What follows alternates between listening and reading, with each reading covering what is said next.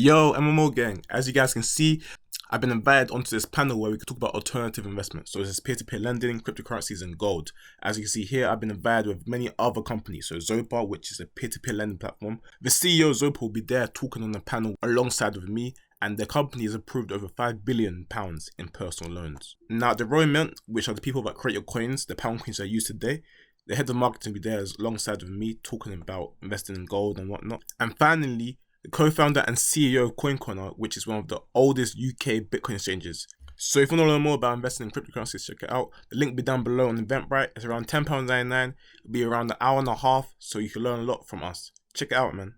Hey, it's Poku Banks, baby. And today we're going to talk about how I managed to run my service accommodation while I was in uni in Nottingham. So I go to the University of Nottingham and my service accommodation was in Kent. And I managed to run it while I was in uni. So I'm going to teach you guys how I did it, the tips and tricks that I did to make sure it was more passive for me and make sure it was more easy for me to run it.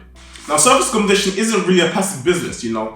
Every time someone comes to your apartment and they leave it messy or whatnot, someone has to go in and clean it. Someone has to make sure it's all ready for the next person. Imagine you put an Airbnb and you got there and it's dirty. You give it a bad review. With this service accommodation business, we can't afford to get any bad reviews. You need to make sure they're all good. So that means we have to give the best service at all times. There's no room for failure. Now, I actually got into the property when I was 18, so I started researching and starting my company around 18 years old. So while I was in first year of university, I was still running my service accommodation business remotely, so on my phone. Now, like I said, service accommodation isn't really a passive business, but I made sure it was the most passive it could be for me, so I could then go study and do other things on the side while getting that check. So is service accommodation passive? Hell no! Like I said before, you gotta make sure everything's set up accordingly for the next guest. And in order to do so, someone needs to be here. You need to be in control of human capital. And the more human capital involved in your business, it just makes it more and more likely to flop every single time. So when I first got this apartment, I had to come here and set it up and make sure everything was ready for the first guest. This was not passive at all. I had to do it myself. I didn't hire anyone else. I had a few help from friends and family, but we had to come here, assemble the TV, assemble the stand, assemble the bed sheets, assemble everything really and make sure it's ready. This was not passive. This took me at least like a week and a bit to get ready for the first guest. And now when it comes to furniture and service accommodation, you're doing a lot more than the average HMO. With the average HMO, you're just putting in the bed and the desk and the wardrobe, that's it. The rest, the tenants will come fill in themselves. With a service accommodation, my guests are entitled for the best place possible, really. So everything has to come involved. So like I said before, you know, you've got all those clean essentials. You can make sure you cook everything. You've got the cooker, the toaster, the kettle, the microwave, all the knives, all the essentials, all the cutlery, if you can see that. Everything has to be there for the guests. Or, you know, it's not really a service accommodation, is it? Because we need to remember, at the end of the day, not only am I competitors service accommodation providers, but other hotels. So there's a hotel nearby, so Travelodge. So what I'll do is whenever I go to a hotel, I'll make sure I record it to see what it's like and what actually includes in my service accommodation. These are my competition, so you need to make sure it is serviced and filled up to a point where, you know, where the guests will be satisfied with what's inside. Because we need to remember is for tourists, all they need to bring with them is a suitcase of their clothing. As if they're going on holiday, just clothing, shoes and whatnot, and their personal belongings. Everything else should be ready here for them to use. So if they want to cook a dish, it's ready for them to use. If they want to sleep in a comfy bed, the pillows, the bed sheets and everything is ready to use. If they want to watch Netflix and TV or connect their PS4 to the TV and play games, the TV is ready for them, Netflix is ready for them, and the Wi-Fi is ready for them. Everything needs to be ready for them. So setting up was not passive at all. Setting up the bills was pretty long as well. So that means, you know, I had to choose which Wi-Fi provider I would use. The best in my area at the time was Vodafone, so we used Vodafone. I had to set up the water bill, electric bill, we had to set up TV license, set up insurance. Now when you service accommodation set up, you come to a crossroads. There's two things you can do. Number one, get a property manager that will sort everything out for your service accommodation. Or number two, manage it yourself. I picked the latter, I managed it myself. Why? Because this is my first service accommodation. I'm young, I got energy, and I wanted to try something, you know. I wanted to be hands-on and I wanted to experience this. And I'll be real, it's been pretty fun so far, you know, managing the property. It's been very stressful, don't get me wrong. Now with a property manager, well not essentially a property manager, but more of a service accommodation manager. They'll take 10 to 12% of the revenue or profit, whatever you decide on, to manage everything for you. So tenants, online finances, online travel agencies, everything, literally. Now, if you had like, you know, 2 or 3 or 4, you know, service accommodation units, this would make a lot of sense. Why? Because it's very, very long to, you know, manage all different service accommodation units. It is very long, I'll be real. You know, managing just one was, you know, it was stressful. So again, if you were to have multiple service accommodation units under your belt, a property manager is definitely the way to go. It just makes your life so much easier and it's worth giving them that 10 to 12%. 10 to 12% for peace of mind, I'd do it any day. But if you're getting your first property, do it yourself. It's a good experience, doing it yourself and managing yourself. You learn quite a lot of skills along the way. And then this means that when you do want to hire someone, you know what to teach them, you know what to tell them to do. Now, for people that want to know how I manage my property, I'm going to go to the steps of how I made it a lot more passive for me, how I can run it, 200 miles away in Nottingham, or how I can run it, over 2,000 miles away in Ghana while I was on holiday. Allow me to teach you how. The first thing I did, you need to get a key safe, a key box. So essentially a key safe is simply a box where it has a code, where you put in the code and then when you open it, the keys are in there. This is the most required step that you need to make it a lot more passive for yourself. Look, there's two ways you let someone into your property. Number one, you wait there for them to come to your property and then you let them in and show them around when you go home. Or number two, you have the key safe, which you tell them the code, they enter the code, get the keys out, and then they go to the property themselves. Now the pros and cons of a key safe is simply that with the pros, you don't need to be there. So firstly, the customer can arrive whenever they want within check-in times. You don't have to wait for them, they don't have to wait for you.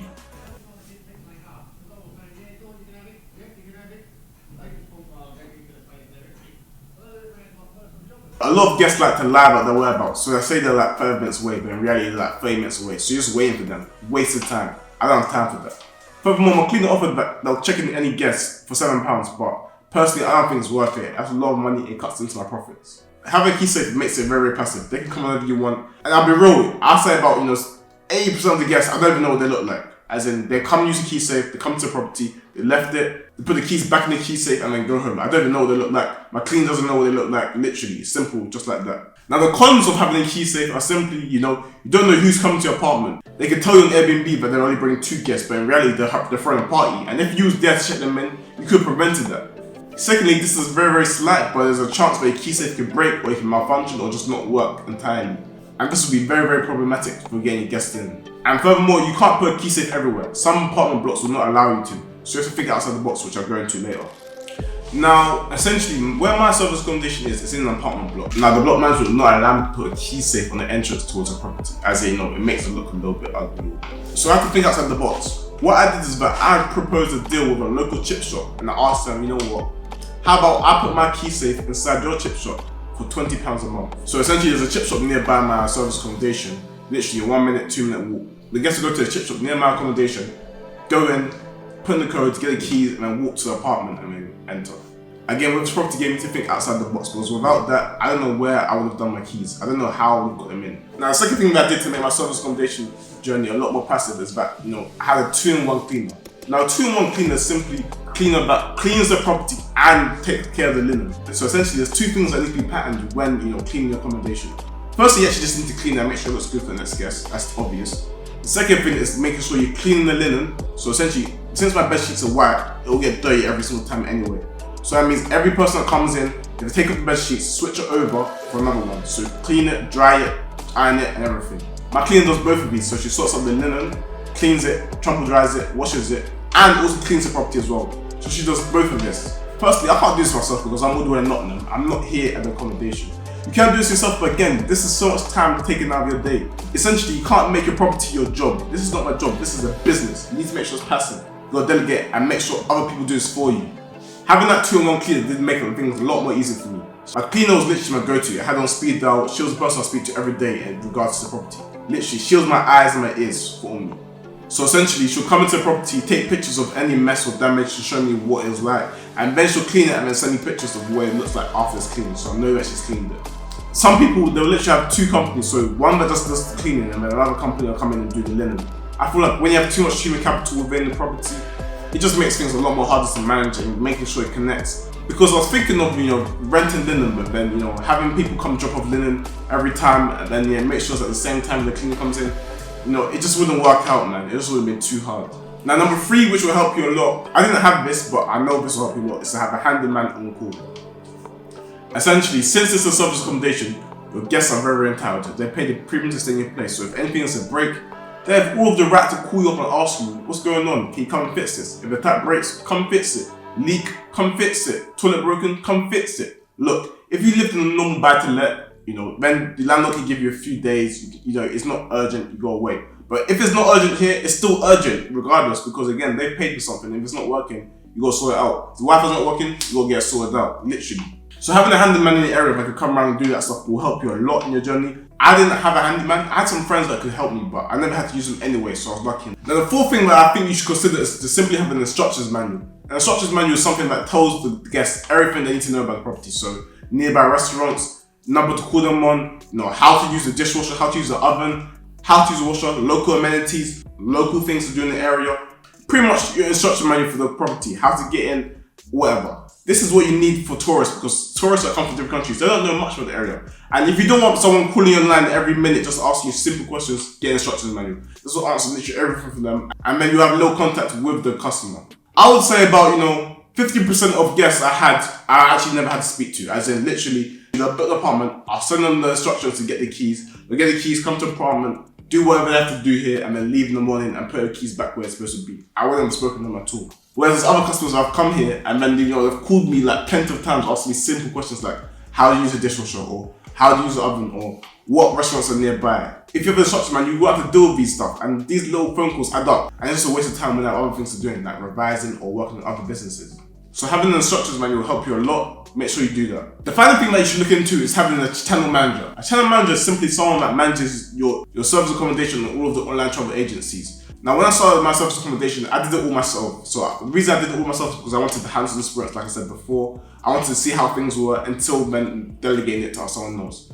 But since I'm doing it all myself, I had to add it onto Airbnb, add it onto Booking.com. And doing it on these two sites is very, very time consuming and takes a lot of time. You've got to add in all the pictures, put in all the description. There's so many steps you have to do to put on these websites that it's just so long. So I only did Airbnb and Booking.com. Now there are other online travel agencies like Expedia, Hotels.com, all sorts of other online travel agencies and other companies like HomeAway, all sorts. But I didn't put it on those websites because I didn't have time, I just couldn't be asked. And if I had a channel manager, they would have done it for me. Obviously you have to pay them every month or a percentage of revenue.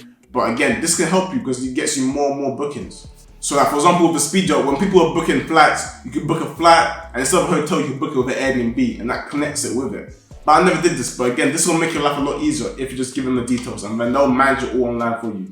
Also, since this is a seasonal business, you have to change your prices of your rates every now and then. So for example, near Christmas, you're raising the price, New Year's Eve, you're raising the price, Valentine's Day, you're raising the price, Mother's Day, or in the summer in general, you're just raising the price. But whereas in the winter, you're lowering the price. You need to do this to match the levels of demand, just to make sure that your business is still running efficiently and your service accommodation is still being booked throughout the seasons. And now changing prices again, you need at least some specialist knowledge to know which prices will be best for the area. If you are a specialist and you have time to do it, then go ahead. And that's what I did. But again, it did take a lot of time and sometimes I'll forget to change prices for certain dates. So for example, Father's Day, I didn't get to change the price for Father's Day, but someone else did book it for Father's Day. And there's pretty high demand on Father's Day because a lot of service accommodation providers in the area, they were very, very booked out. So again, I could have raised the prices and made more profit, but I didn't. With a channel manager, they would have literally raised the prices for me and I know exactly which prices to raise, as I've been doing this for a lot of other service accommodations. But again, guys, those are the 5 tips that I'll give to you to make sure your service accommodation business is very, very passive for you. These tips allow me to run my business in Nottingham, on holiday and whatnot, and it made it a lot more easier for me. Hey, but look, if you like this video, make sure you go check out the course, link down below in the description. Me and my bro Denzel, we started a free property course, which is there for you to go use. Literally, there's everything there. So, getting a HMO, getting into a property game, what you need to get into a property game, all the legals, how to do deal sourcing, all the businesses within the property game, everything's there on the course on selfelevation.co.uk. It'll be linked down in the description. But yeah, man, I hope you enjoyed that, man. It's Poku Banks, baby.